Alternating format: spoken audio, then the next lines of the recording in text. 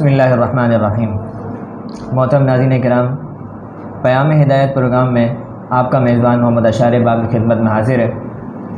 जैसा कि आप जानते हैं कि हम इस प्रोग्राम के अंदर मुख्तलिफ़ मुफ्तियान किराम से, उलमाए दीन से आपके रोज़मर्रा पेश आने वाले मसाइल के ऊपर बातचीत करते हैं और अल्हम्दुलिल्लाह बहुत सारे अफराद को उससे फ़ायदा भी होता है और बहुत सारे फ़वाइद, इन छोटी मोटी बातचीत से भी हमें बहुत सारे फ़वाइद हासिल हो जाते हैं।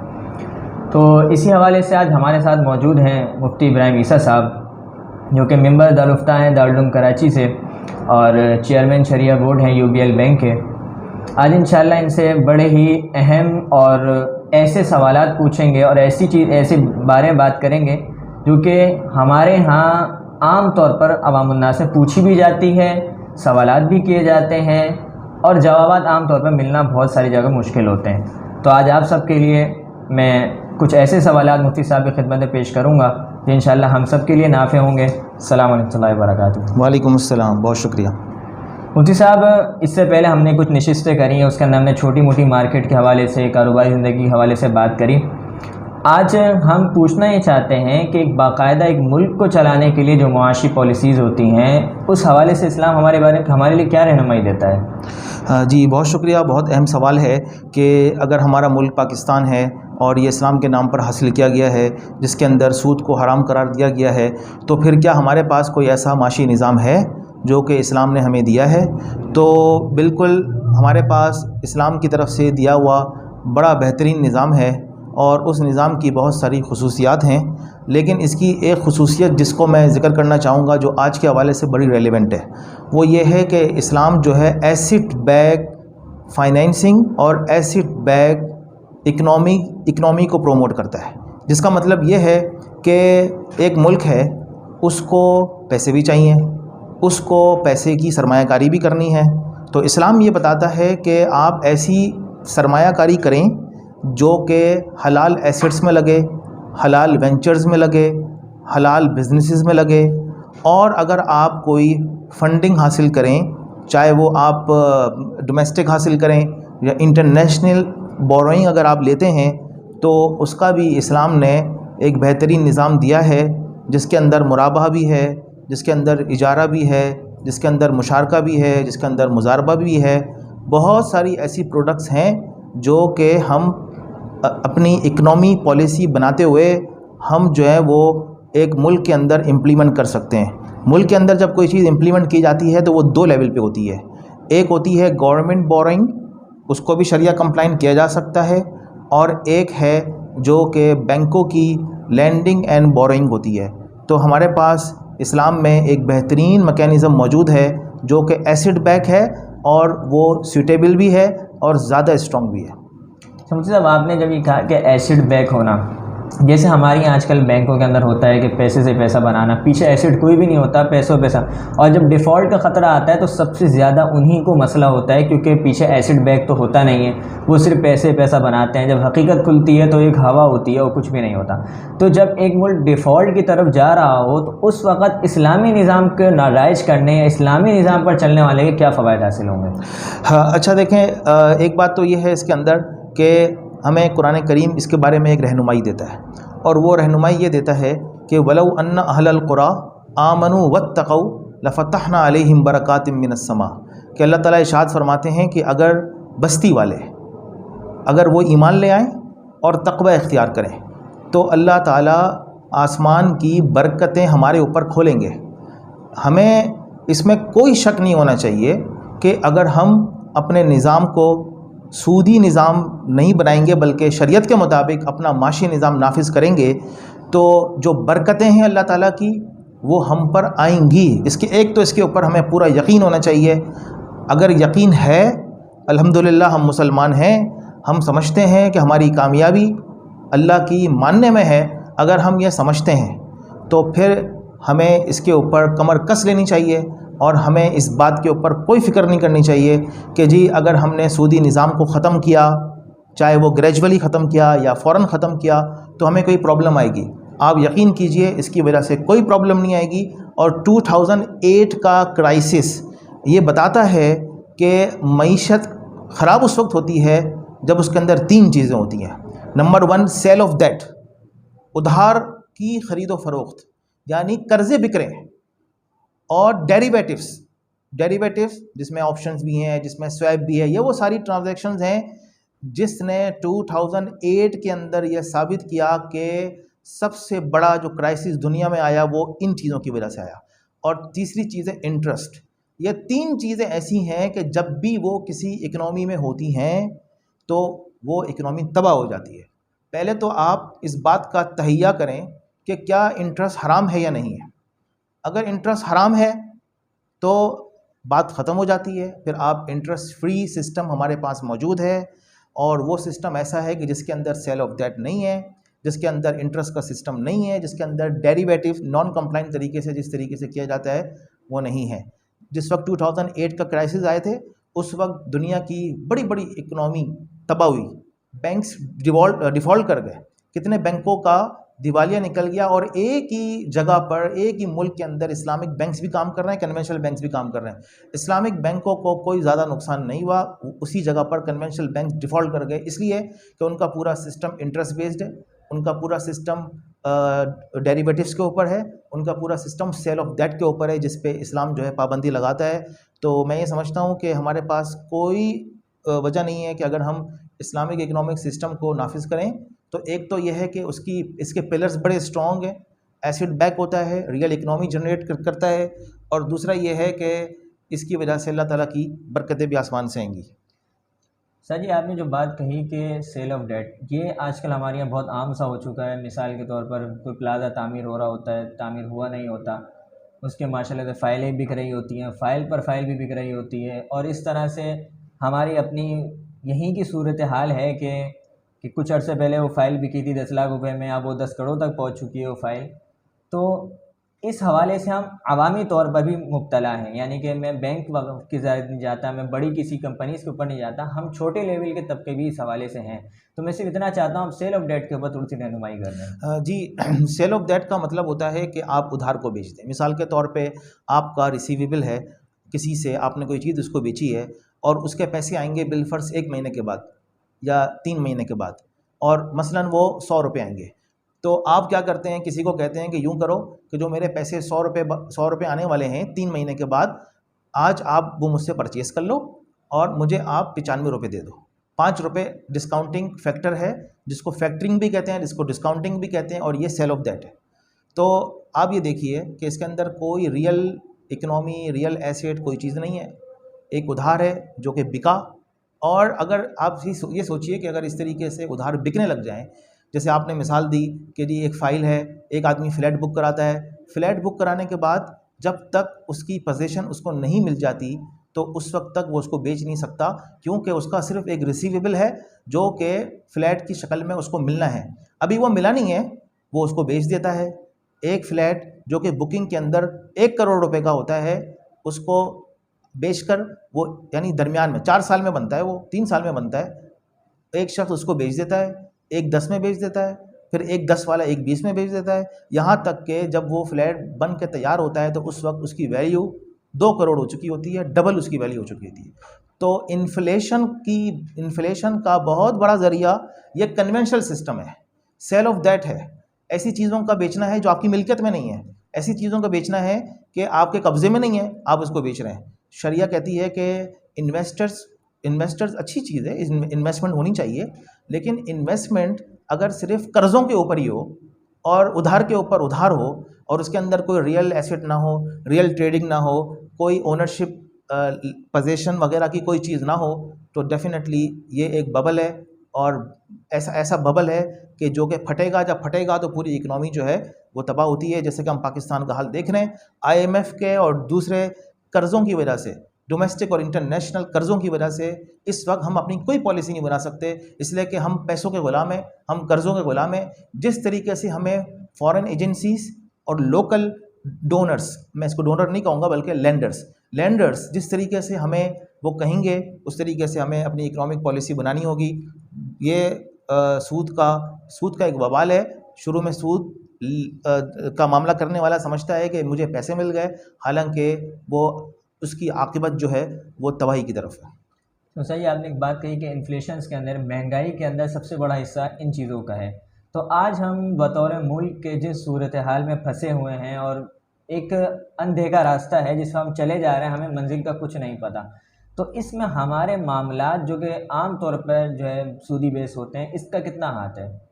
हाँ, देखें, जो इस्लामिक इकनॉमिक सिस्टम है, जो एक इकनॉमी होती है ना, तो उसके ज़वाल की बहुत सारी वजूहात होती हैं, और जो सबसे बड़ी वजह है वो तो सूद है।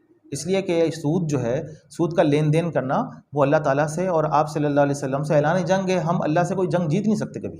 तो एक तो ये बहुत बड़ी वजह है, हमें ये रियलाइज़ करना होगा, हमें इस्तिग़फ़ार करना होगा, अपने गुनाहों से माफ़ी मांगनी होगी, और हमें सूद से बचने की और उसके मुतबादिल जो शरिया ने दिए हैं अल्टरनेट्स, उसके ऊपर हमें जाना होगा। तो एक तो बहुत बड़ी वजह जो कि हम कहेंगे वो तो एक सूद है। दूसरा, साथ में और भी चीज़ें होती हैं। मिसाल के तौर पे अगर हम बाज़ार के अंदर झूठ का एक रिवाज चला हुआ है, झूठी कस्में हम खा लें, तो ये भी एक बहुत बड़ी वजह होती है किसी कौम के ज़वाल की। इसी तरीके से एक बहुत बड़ी वजह ज़कात को ख़र्च ना करना भी होता है। अल्लाह ताला ने हमें जो निज़ाम दिया है, जो इकनॉमिक सिस्टम अल्लाह ताला ने हमें दिया है, उसके बहुत सारे पिलर्स हैं, जिसमें एक तिजारत भी है, जिसमें शिरकत भी है, जिसमें इन्वेस्टमेंट भी है, और उसके अंदर ज़कात का निज़ाम भी है। और ज़कात को वसूल करना, फिर उसको सही तौर पे ख़र्च करना। इसी तरीके से डोनेशंस का पूरा एक निज़ाम है जो कि शरीयत ने दिया है, सदक़ात का एक पूरा निज़ाम दिया है। तो चूँकि और इसी तरीके से उशर का एक पूरा निज़ाम है जो कि शरीयत ने हमें दिया है। तो बहैसियत मजमूई अगर हम अपनी सूरत हाल देखें तो सूद के दलदल में हम फंसे हुए हैं। ज़कात बहुत सारे लोग ऐसे हैं जो कि अदा नहीं करते, अगर कोई अदा करते भी हैं तो उसका हक़ अदा करने का जिस तरीके से कैलकुलेशन करनी है वो नहीं कर रहे। बहुत सारे किसान हमने देखे हैं, बहुत सारे ज़मींदार हमने देखे हैं, साल गुज़र जाते हैं, ज़कात अदा नहीं करते, उशर अदा नहीं करते। तो इसी तरीके से हम ये समझते हैं कि सिर्फ़ माल के ऊपर जो है वो ज़कात ही है। अल्लाह के और भी हुकूक़ हैं, और वो हुकूक़ अपने घर वालों के भी हैं, अपने पड़ोसियों के भी हैं, अपने रिश्तेदारों के भी हैं, अपने शहर के भी हैं, अपनी सोसाइटी के भी हैं। वो हुकूक़ हम अदा नहीं करते, और हम ये समझते हैं कि जी हम अपनी इकनॉमी को इसके बगैर दुरुस्त कर लेंगे। ये नहीं हो सकता। हमें इन सारी गुनाहों से और इन सारी ऐसी चीज़ों से जो माशरे के लिए, इकनॉमी के लिए तबाही का ज़रिया होती है, हमें उससे ख़ुद बचना होगा, दूसरों को बचाना होगा। तो सही, जब हम बात करते हैं कन्वेंशनल बैंक की या सूदी मामलात की, एक बहुत बड़ा सवाल हमारे तक मुतवज्जह ये होता है कि हम अपनी पूरी मईशत IMF से या एशियन डेवलपमेंट बैंक से कर्ज़े लेकर या इस तरह से हासिल करते हैं, तो हम उनसे कैसे छुटकारा पाएंगे? तो आप रोशनी डालें कि IMF से या एशियन डेवलपमेंट से हम जो कर्ज़े लेते हैं और कर्ज़ों पे सूद चला जाता है, जब हम कुछ सालों बाद देखते हैं कि असल कर्ज़ा तो कहीं और ही रह गया, सूद ने उसको माशाल्लाह बहुत ही कोई अलग ही लेवल पे चले जाता है, तो हम उनसे कैसे बच सकते हैं? कि ऐसा निज़ाम हमारे पास मौजूद है कि हम उनसे भी इस्लामिक बेसिस पे या शरीयत बेसिस पे हम उससे कर्ज़े वगैरह ले सकें? हाँ, ये बहुत अहम सवाल है, और बहुत सारे लोगों के दिलों में ये सवाल है, और इसका जवाब और इसका हल हमें होना चाहिए, पता होना चाहिए कि इसकी क्या सूरत हाल है। तो मैं ये अर्ज़ करूँ कि अल्हम्दुलिल्लाह इस्लाम के पास एक ऐसा निज़ाम है कि अगर हम जो फ़ॉरेन बोरोइंग्स हैं, चाहे वो IMF से हो, चाहे वो एशियन डेवलपमेंट बैंक से हो, चाहे वो वर्ल्ड बैंक से हो, या किसी और एजेंसी से हो, हम अगर उसको भी शरिया के मुताबिक लेना चाहें तो हम ले सकते हैं। इसका हल मौजूद है, और आज की तारीख़ में तो इसका हल ज़्यादा बेहतर इस्लामिक में है, कन्वेंशनल में नहीं है। यानी जो फ़ॉरेन बैंक्स होते हैं, जब वो इंटरनेशनल लैंडिंग कर रहे होते हैं, किसी मुल्क को दे रहे होते हैं, पाकिस्तान को दे रहे होते हैं, किसी और को दे रहे होते हैं, तो ज़्यादातर उनकी जो फंडिंग होती है या लैंडिंग होती है वो प्रोजेक्ट बेस्ड होती है। मिसाल के तौर पे वो प्रोजेक्ट में लगाते हैं मसलन कि जी आप अपने यहाँ सड़कें बनाएं, आप अपने यहाँ फैक्ट्रियाँ लगाएं, आप अपने यहाँ इंडस्ट्री लगाएं, आप अपने यहाँ डैम बनाएं, आप अपने यहाँ जो है ना वो सड़कें बनाएं, और लोगों को आप जो हैं जो मुल्क को जो पैसे दिए जाते हैं वो किसी न किसी, आम तौर पे प्रोजेक्ट बेस्ड फंडिंग होती है, जो कि इस वक्त 100% मैं कहूँगा इन 3 इदारों से वो कन्वेंशनल बेसिस के ऊपर हो रही है। लेकिन इसको शरिया के मुताबिक किया जा सकता है, और करना कोई मुश्किल नहीं है। जहाँ तक मेरी मालूमात हैं, IMF के बाद इस्लामिक प्रोग्राम भी है, वर्ल्ड बैंक के बाद इस्लामिक प्रोग्राम भी है, और एशियन डेवलपमेंट बैंक के पास वर्ल्ड इस्लामिक प्रोग्राम भी है, और वो बासानी तैयार हो सकते हैं। इसलिए कि जो डेवलपमेंट फाइनेंसिंग होती है उसको सबसे ज़्यादा सूट इस्लामिक फाइनेंसिंग करती है। तो इस्लामिक फाइनेंसिंग एक हल मौजूद है, और इसकी मैं आपको एक मिसाल दूं कि इस्लामिक डेवलपमेंट बैंक जो कि जद्दा में जिसका हेडक्वार्टर है, जो कि OIC का तमाम इस्लामी मुल्कों का एक बैंक है, और वो इस्लामिक बैंक है, शरिया कंप्लाइंट मुल्कों को फाइनेंसिंग देता है, और पाकिस्तान भी उनसे इस्लामी तरीके से शरिया कंप्लाइंट वे में मुराबाहा के ज़रिए से या किसी और इंस्ट्रूमेंट के ज़रिए से फंडिंग ले रहा है। जब एक इंटरनेशनल बैंक जो बहुत सारे मुल्कों को फंडिंग दे रहा है, वो जब शरिया के मुताबिक काम कर सकता है और पाकिस्तान की गवर्नमेंट उनसे इस्लामी तरीके से ले सकती है, तो क्यों कोई और बैंक जो कि इंटरनेशनल हो या डोमेस्टिक हो वो इस्लामी तरीके से नहीं दे सकता? बिल्कुल दे सकता है। सिर्फ एक चीज़ की कमी है, वो हमारी विल की कमी है। अगर आज हमने ये डिसाइड कर लिया कि हमने सूद से निकलना है, और ये डिसाइड सिर्फ हुकूमत ने नहीं करना, ये डिसाइड आवाम ने भी करना है कि हमने अपने मामलात को सूद से बचाने हैं, तो कोई मुश्किल नहीं है, ये मंजिल कोई दूर नहीं है। आप बात करेंगे, आपको इसका अच्छा रिस्पांस मिलेगा, क्योंकि इस्लाम की जो प्रोडक्ट है वो ज़्यादा सूट करती है इंटरनेशनल बोरिंग्स को। तो सर जी, आम तौर पर जो हमारा बिज़नेस करने वाला तबका है या कारोबारी तबका है, वो सूदी मामलात को बहुत ज़्यादा बुरा नहीं समझता। यानी कि चंद एक ही उनमें से ऐसे आते हैं जो कि सूदी मामलात को थोड़ी सी अहमियत देते हैं। नहीं तो आमतौर पर सूदी तौर पर कर्ज़ा लेना, ख़ास तौर पर हमारी इंडस्ट्री जोन के लिए, क्योंकि वहाँ पर बगैर कर्ज़ों के काम होना बहुत ही मुश्किल होता है। हमारे एक प्लांट लगाना है, उस प्लांट के लिए अरबों की मालियत चाहिए होती है, तो एक बंदे का इतना नहीं होता कि अरबों की, लाजमी सी बात है उसका कर्ज़ा लेना पड़ता है। तो जब वो लोग कर्ज़े लेने बैंक से जाते हैं, तो इस्लामिक बैंक और कन्वेंशनल बैंक में कोई फ़र्क नहीं करता, उनके लिए आम सी बात है, उधर से आ जाए या इधर से आ जाए। तो क्या वजह है कि हमारा बिज़नेस क्लास जो तबका है वो इस बात को अहमियत नहीं दे रहा? हाँ जी, ये बड़ी अफसोसनाक बात है कि हम जो है वो अपने ज़िम्मे करने के जो काम हैं वो हम नहीं करते, और हम दूसरों के ऊपर इल्ज़ाम लगाते हैं। अगर एक कश्ती डूब रही है, तो जो कश्ती का चलाने वाला है उसकी भी ज़िम्मेदारी है कि उस कश्ती को डूबने से बचाए, और जो साथ में लोग उसके साथ मुसाफिर हैं उनकी भी ज़िम्मेदारी है कि अपना अपना रोल वो प्ले करें।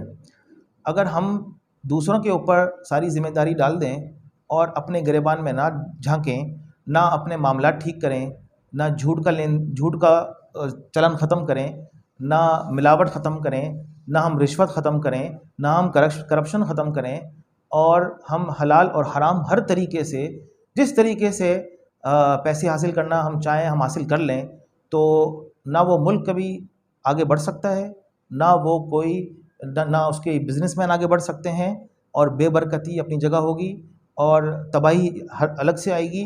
क्योंकि अल्लाह ताला ने अपने कुरान करीम में साफ साफ फरमा दिया है कि रहमत और बरकतें उसी वक्त आएंगी जब आप तकवा इख्तियार करोगे। यहाँ एक बहुत सारे लोग ये कहते हैं कि जी देखें, बहुत सारी इकनॉमी दुनिया में बड़ी इकनॉमी है, मिसाल के तौर पे US है, कनाडा है, वहाँ पर भी तो पूरा सूद का लेन देन है, तो वो लोग कैसे तरक्की कर रहे हैं? तो याद रखिए, एक गलत ये एक बात जहन में बिठा लें, ये कुरान करीम ने हमें इसका जवाब दिया है, ज़रहुम याकुलू वयतमत्तउ वयुलहिमुल अमल फसौफ यअलमून। उनके लिए अल्लाह का निज़ाम अलग है, उनके लिए मोहलत है। अल्लाह ने कहा है कि उनको छोड़ दो, इनको मोहलत दो, और मैं सनस्तद्रिजुहुम मिन हैसु ला यअलमून, मैं इनको पकड़ूंगा जब इनका वक्त आएगा। तो ये मोहलत उनको दी हुई है। क्यों दी हुई है?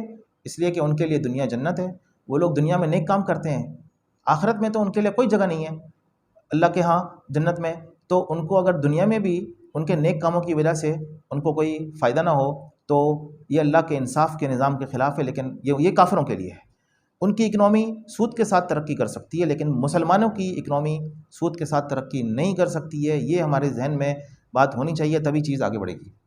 सर जी, इस दौर में कुछ अर्से पहले भी अगर हम चले जाएँ तो माशी निज़ाम पे आमतौर पर तेज़ बातचीत भी नहीं होती थी, और ना ही कोई इतनी माशी पॉलिसीज़ पे बहुत ज़्यादा कोई बातचीत कर। लेकिन मीडिया का दौर है, जैसे जैसे कि हम ख़तरों की तरफ बढ़ते गए, डिफ़ॉल्ट का ख़तरा आया, मज़ीद 2-4 माशी ख़तरात से हम गुज़रे, और अभी जिस सूरत-ए-हाल से गुज़र रहे हैं, तो अब हर बंदे के लिए माशी सूरत-ए-हाल समझना आसान हो गया है। वो कोई भी चैनल लगा लेता है, किसी भी यूट्यूबर को देख लेता है, तो 2-4 माशी पॉलिसीज़ वो समझ लेता है। तो इस दौर में इस्लामी माशी निज़ाम को समझना कितना ज़रूरी हो गया है, जबकि हर तरफ से आपको हर तरह के माशी निज़ाम समझने में आसानी होती है। हाँ, इस्लामी माशी निज़ाम तो समझना वैसे भी ज़रूरी इसलिए है, हर उस ताजिर के लिए जो कि तिजारत करता है, उसको ये सीखना ज़रूरी है कि उसके लिए शरीयत के क्या अहकाम हैं। अगर कोई शख्स किसी जगह जॉब करता है, ज़ाहिर है कि वो जॉब जब कर रहा होगा तो वो भी किसी की तिजारत के लिए काम कर रहा होगा, चाहे वो तिजारत ट्रेडिंग से रिलेटेड हो या सर्विसेज से रिलेटेड हो। तो एक मुसलमान की ये ज़िम्मेदारी है कि वो इंडिविजुअल सतह के ऊपर भी और ऑर्गेनाइजेशन की सतह के ऊपर भी इस्लामी निज़ाम को समझे, इस्लामी माशी निज़ाम को समझे और हर एक अपना अपना रोल प्ले करे। एक जज है अगर, उसको इस्लाम का निज़ाम अदल और निज़ाम इंसाफ को सीखना ज़रूरी है, क्योंकि उसकी ये ज़िम्मेदारी है कि वो लोगों में इंसाफ करे। इसी तरीके से अगर एक शख्स जो है वो किसी जगह जॉब करता है और वो कंपनी आईटी की कंपनी है मिसाल के तौर पे, उसको ये सीखना बहुत ज़रूरी है कि आईटी रिलेटेड शरीयत के क्या अहकाम है। एक शख्स की कपड़े की दुकान है, कपड़े से रिलेटेड भी शरीयत के अहकाम हैं, उसको सीखना ज़रूरी है।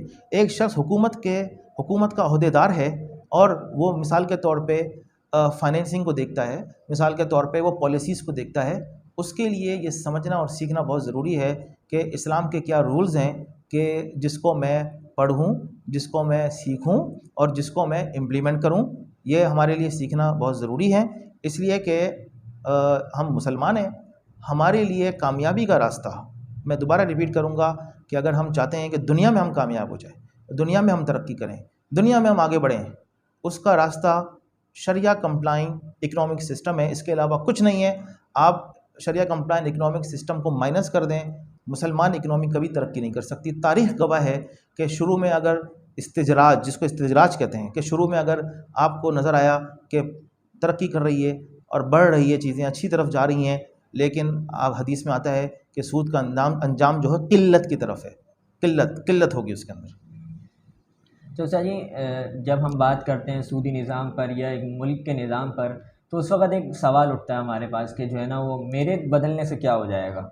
यानी अगर मैं कन्वेंशनल बैंक को छोड़ के इस्लामी बैंक में अकाउंट खुलवा लूँ, अपनी तमाम ट्रांजेक्शन इस्लामी बैंकिंग से कर लूँ, तो मेरे एक अकेले करने से क्या हो जाएगा। तो इस हवाले से रोशनी डालें कि एक अकेला बंदा आगाज़ कारवां कैसे बन सकता है। हाँ जी, बहुत अहम बात यह है कि पहले तो हम ये समझें कि ये जो तब्दीली है वो तब्दीली बटन दबाने से नहीं आएगी। तब्दीली से मुराद इकनॉमी तब्दीली है, माशी निज़ाम की आज हम बात कर रहे हैं। इस वक्त पाकिस्तान का जो सबसे बड़ा प्रॉब्लम है वो एक मईशत हो चुकी है और ये मईशत हमारी तबाह हुई है। तो इसका कोई एक बंदा ज़िम्मेदार नहीं है, कोई हुकूमत अकेली उसकी ज़िम्मेदार नहीं है। उसके जो ज़िम्मेदार हैं वो हम सब हैं और हम सब अपनी अपनी जगह पर अपनी रिस्पॉन्सिबिलिटी समझें कि हमें इस निज़ाम को सही करना है। चाहे हमारी अर्निंग के ऊपर कोई इम्पेक्ट आता है, हमें इसकी वजह से कोई नुकसान बज़ाहिर नज़र आता है जो हकीकत में नुकसान नहीं है, तो हमें उसको सफ़र करना होगा और हमें इस्लामिक इकनॉमिक सिस्टम, इस्लाम का माशी निज़ाम, इस्लाम का तिजारती निज़ाम, इस्लाम का ज़री निज़ाम, उसको हर एक को फॉलो करना होगा। अगर हम कुरान करीम की उस आयत पर गौर करें, या अय्युहल्लज़ीना आमनू अलैकुम अनफुसकुम, ये कुरान करीम की वो आयत है जो कि हमें कह रही है कि ए ईमान वालो, तुम पर तुम्हारा नफ्स लाजिम है, यानी तुम पहले अपने आप को सीधा करो, अपनी इस्लाह करो। ये तो बहुत आसान है। दुनिया का सबसे आसान काम एतराज़ करना और तबसरा करना है, और दुनिया का सबसे मुश्किल काम वो अपने आप को सही रास्ते पे और सिराते मुस्तकीम पे डालना है और अपनी इस्लाह करनी है। ये तो बहुत आसान है कि आप हुकूमत पे तनकीद कर दें, बहुत आसान है कि आप स्टेट बैंक पे तनकीद कर दें, बहुत आसान है कि आप जो पॉलिसी मेकर्स हैं उन पे आप तनकीद कर दें। लेकिन सवाल ये है कि आपके ज़िम्मे जो काम था, आपकी जो रिस्पॉन्सिबिलिटी थी, एक बहैसियत शहरी की रिस्पॉन्सिबिलिटी थी, जिसमें तिजारत को हलाल तरीके से करना था, झूठ से बचना था, रिश्वत से बचना था, 2 नंबरी से बचना था, करप्शन से बचना था, टैक्स चोरी ना करें। ये भी एक इस्लाम कहता है कि आप टैक्स की चोरी ना करें, आप टैक्स पूरा पूरा अदा करें, क्योंकि आप इस मुल्क में रहते हैं। अगर आप अर्न कर रहे हैं तो आपकी ज़िम्मेदारी बनती है कि आप टैक्स अदा करें। तो अगर हम इनफरादी तौर पर इन सारी बुराइयों में पड़े हुए हैं, तो पहले तो सबसे बड़ी ज़िम्मेदारी हमारी ये है कि हम पहले अपने आप को सही करें। इंशाल्लाह माशरा इस तरीके से खुद ब खुद ठीक हो जाएगा। तो सही, आज के दौर में एक नई कुछ स्कीम्स आती हैं या हुकूमत की तरफ से भी स्कीम्स आती हैं कारोबारी कर्जे के नाम से, या बैंक्स वगैरह भी देते हैं। तो हमारी जो बिल्कुल नई नौजवान नस्ल है वो इस सूदी स्कीम्स के अंदर बहुत ज़्यादा पड़ जाती है। अगर मना करें तो कहते हैं भाई हमारा मुल्क तरक्की कैसे करेगा, हमारे लोग बिज़नेस कैसे करेंगे। तो इसको इस्लामिक तरीके से किस तौर पर हम बिज़नेस को भी तरक्की दें, उनके अंदर उनके लिए इन्वेस्टमेंट भी लाएँ, उनके लिए तरक्की के मौके भी लेके आएँ, ऐसा कैसे मुमकिन है? जी बिल्कुल, ये बड़ा अफसोस होता है ये देख कर कि हुकूमत की तरफ से या किसी और एजेंसी की तरफ से हमारे नौजवानों को कर्ज़े दिए जाते हैं, और वो जो कर्ज़े होते हैं ज़्यादातर वो सूदी बुनियाद के ऊपर होते हैं, और गोया कि हम जो हैं अवामी सतह के ऊपर, हुकूमती सतह के ऊपर हम जो है वो सूदी निज़ाम को आगे बढ़ा रहे हैं, और उन नौजवानों को जो कि इस वक्त अपना बिज़नेस शुरू करना चाह रहे हैं, कोई काम शुरू करना चाह रहे हैं, उनको हम जो है वो सूद में डाल रहे हैं। तो ऐसी मईशत कभी तरक्की नहीं कर सकती, ऐसी मईशत हमेशा नुकसान पहुंचाएगी। इस्लाम में इसका निज़ाम मौजूद है। ये नहीं है कि इस्लाम इन्वेस्टमेंट से रोकता है, इस्लाम तिजारत से रोकता है, इस्लाम ग्रोथ से रोकता है, बिल्कुल नहीं है। जो हुकूमत, बैंक्स जो कर्ज़े जारी करते हैं, उसका अल्टरनेट शरिया में मौजूद है। अगर कोई शख्स अपनी दुकान लगाना चाहता है, दुकान के लिए उसको माल के लिए पैसे चाहिए, वर्किंग कैपिटल चाहिए, तो इस्लाम में मुराबाहा मौजूद है, इस्लाम में मुसावमा मौजूद है, इस्लाम में तिजारा मौजूद है, इस्लाम में सलम मौजूद है। सलम का मॉडल है, इस्तिस्ना का मॉडल है। और अगर कोई शख्स जो है कोई सर्विस इंडस्ट्री लगाना चाहता है, तो शिरकतुल आमाल, सर्विस बेस्ड शिरकत का मॉडल हमारे पास मौजूद है। और अल्हम्दुलिल्लाह आज के दौर में इस्लामिक फ़ाइनेंस ने इतनी तरक्की की है कि हम उसका खुली आंखों मुशाहदा कर रहे हैं कि ये सारे प्रोडक्ट्स जितने मैं नाम ले रहा हूँ, ये सब इम्प्लीमेंट हो चुके हैं और कामयाबी से चल रहे हैं, और इसका ग्रोथ रेट ज़्यादा है कन्वेंशनल से, और इसकी प्रॉफिटेबिलिटी ज़्यादा है कन्वेंशनल से। ये नहीं है कि अगर आप शरिया की तरफ आएंगे, इस्लामिक फाइनेंस की तरफ आएंगे, इस्लामी तरीके से माशी निज़ाम बनाएंगे, तो प्रॉफिटेबिलिटी आपकी कम हो जाएगी। कम नहीं होगी। दो फ़ायदे होंगे। एक तो ये है कि आपकी प्रॉफिटेबिलिटी रहेगी, जिसको आप फिगर्स में देखना चाहते हैं, जिसको आप बैलेंस शीट में देखना चाहते हैं। 2002 से पाकिस्तान में इस्लामिक फाइनेंस का एक मॉडल बना है। आप उन इदारों को देख लें, उनकी बैलेंस शीट उठा के देख लें कि उन्होंने कितनी ग्रोथ हासिल की है, कितनी प्रॉफिटेबिलिटी बनाई है, जो कि प्योर शरिया कंप्लाइंट वे में काम करते हैं। और दूसरी जो ऐसी चीज़ जो कि गैर महसूस है, वो बरकत है। वो बरकत भी मिलती है, और वो बरकत और साथ में प्रॉफिटेबिलिटी, दोनों चीज़ें हमारे इस्लामी निज़ाम में मौजूद है। कोई ऐसा मसला नहीं है कि हम अपने आप को, अपने माशी निज़ाम को हम शरिया के मुताबिक ना कर सके। हम करेंगे भी, कर भी सकते हैं, और प्रॉफिटेबिलिटी अपनी जगह रहेगी। आपका माशाल्लाह भी हाल ही में अमेरिका का सफ़र हुआ, तो वहाँ पर आपने इस्लामिक बैंकिंग के हवाले से क्या कारगुजारी देखी और किस तरीके से वहाँ पर काम हो रहा है इस हवाले से? हाँ जी, मैं पिछले महीने अमेरिका गया था और वहाँ पर काफ़ी वक्त गुजारा मैंने, और 2-3 स्टेट्स में भी गया था मैं। और कुछ फाइनेंशियल इंस्टीट्यूशंस हैं, उनसे भी मेरी मीटिंग रही, और मुस्लिम कम्युनिटी से भी बातचीत रही। एक बात देखकर बहुत खुशी हुई कि वहाँ के जो मुसलमान हैं वो सूद से बचना चाहते हैं, चाहे वो मॉर्गेज का हो, चाहे वो कार फाइनेंसिंग हो, चाहे वो वर्किंग कैपिटल हो, चाहे वो बिज़नेस फाइनेंसिंग हो, चाहे वो कमर्शियल फाइनेंसिंग हो। आपको पता होगा और हमें मालूम है कि वहाँ का जो निज़ाम है, ख़ास तौर पे यूरोपियन कंट्रीज़ का, कि हर चीज़ जो है वो उधार पर ली जाती है। बैंकिंग सिस्टम वहाँ पर, मॉर्गेज सिस्टम, फाइनेंसिंग सिस्टम का जो स्ट्रेंथ है वो वहाँ पर है। अल्हम्दुलिल्लाह ये बड़ी खुशी की बात है कि मुसलमानों में जज्बा पैदा हो रहा है वहाँ पर भी, कि हमें जो है वो अपने इस्लामी निज़ाम के मुताबिक फ़ाइनेंसिंग लेनी है, देनी है। और इसमें बहुत खुशी हुई मुझे, मैं नॉन मुस्लिम से भी मिला जो कि फ़ाइनेंशियल इंस्टीट्यूशंस, बैंक्स वगैरह रन करते हैं। उनका इंटरेस्ट भी इसमें है कि हम मुसलमान कम्युनिटी जो वहाँ पर है उनको हम फाइनेंसिंग करें। तो अलबत्ता वहाँ पर जिस चीज़ की बहुत शदीद ज़रूरत है वो ये है डिमांड की, कि वहाँ पर लोगों को चाहिए तो सही, मुसलमानों को फाइनेंसिंग, और चाहे वो किसी भी किस्म की फ़ाइनेंसिंग हो, उनको इस्लामी तरीके से चाहिए, लेकिन उस डिमांड को वो इस्टेब्लिश नहीं कर पा रहे उन बैंकों के पास, उन फाइनेंशियल इंस्टीट्यूशंस के पास जो कि ऑलरेडी वहाँ काम कर रहे हैं। अगर हमारी मुस्लिम कम्युनिटी जो कि अमेरिका के अंदर बड़ी तादाद में रहती है, अगर वो relevant financial institutions and banks से अगर वो ये डिमांड करें कि आप हमारे लिए एक प्रोडक्ट इस्लामिक भी दें, हमें शरिया के मुताबिक दें, तो कोई बईद नहीं है कि वहाँ पर जो मुस्लिम कम्युनिटी है उनकी जो रिक्वायरमेंट है वो शरिया के मुताबिक पूरी हो जाए। मैं ख़ुद एक क्रेडिट यूनियन में, मेरा ख़ुद एक जगह से मैं गुज़र रहा था यूएस के अंदर, सियाटल में, तो एक क्रेडिट यूनियन में एज़ अ गेस्ट या एज़ अ विज़िटर मैं जो है वो चला गया, और वहाँ पर जो बड़े अफसर बैठे हुए थे उनसे मेरी मीटिंग हो गई।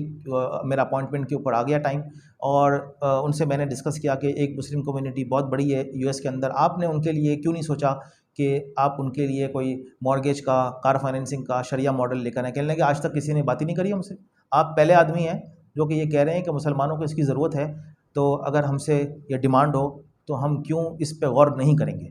तो मसला ये है कि डिमांड हमारी तरफ से जानी चाहिए और डिमांड फुलफ़िल होगी, क्योंकि मार्केट फोर्सेस का रूल अप्लाई होता है, सप्लाई उसी वक्त होती है जब डिमांड होती है। तो आप डिमांड क्रिएट करें, इंशाल्लाह अल्लाह ताला जो है वहाँ पर भी सूद से हमें बचा कर रखेंगे।